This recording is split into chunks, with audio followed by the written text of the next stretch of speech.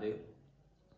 आने वाली 9 फरवरी शुक्रवार माघ महीना कृष्ण पक्ष अमावस्या, जिसको शास्त्रों में कहा जाता है मौनी अमावस्या।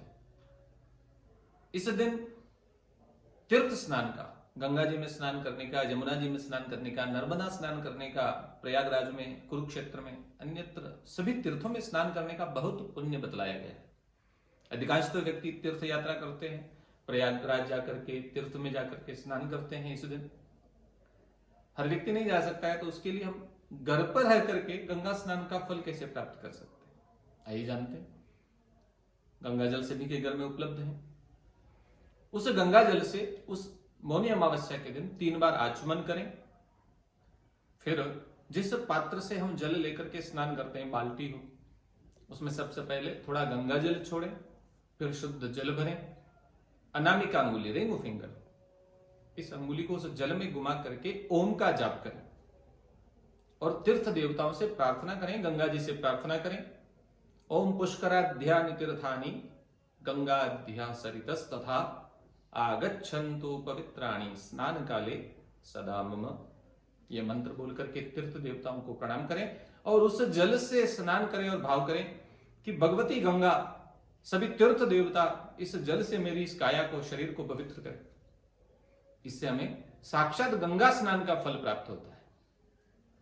यह रही स्नान की बात। साथ ही अमावस्या के दिन और भी क्या करना चाहिए। स्नान के बाद किसी पात्र में, तांबे का हो, पीतल का हो, चांदी का हो, जो भी उपलब्ध हो, उसमें थोड़ा गंगा जल डालें, फिर शुद्ध जल डालें। उस जल से भगवान सूर्य को अर्घ्य देना चाहिए। ओम गृणी सूर्याय नमः, इस मंत्र का जाप भी साथ में करेंगे तो अति उत्तम। इससे हमें बल की, ऊर्जा की प्राप्ति होती है। तीसरा काम, अमावस्या यानी पितरों का दिन। पितरों के निमित्त कोई भी कार्य अमावस्या, खासकर मौनी अमावस्या के दिन यदि करते हैं तो पितरों की महती कृपा प्राप्त होती है। किसी पात्र में शुद्ध गंगा जल डालें, शुद्ध जल भरें, तिल डाल करके उस जल से पितरों को तर्पण करें। विधि विधान से करना चाहिए, किसी ब्राह्मण को बुलाकर भी कर सकते हैं। हाथ जोड़ करके पितरों को प्रार्थना करें। ओम देवताभ्यः पितृभ्यश्च महायोगिभ्य एव च नमः स्वाहायै स्वधायै पित नित्यमेव नमो नमः। इस मंत्र का कम से कम 3 बार जाप करें। अधिक भी करना चाहें तो कर सकते हैं। साथ ही अमावस्या है, किसी ब्राह्मण को अवश्य भोजन कराएं, साधु संत को भोजन कराएं, बालक को भोजन कराएं।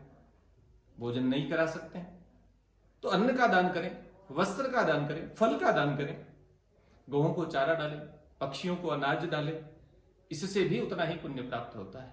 जीव दया, अमावस्या के दिन जीवों पर दया करने से, अन्य जीव को तृप्त करने से पितर प्रसन्न होते हैं।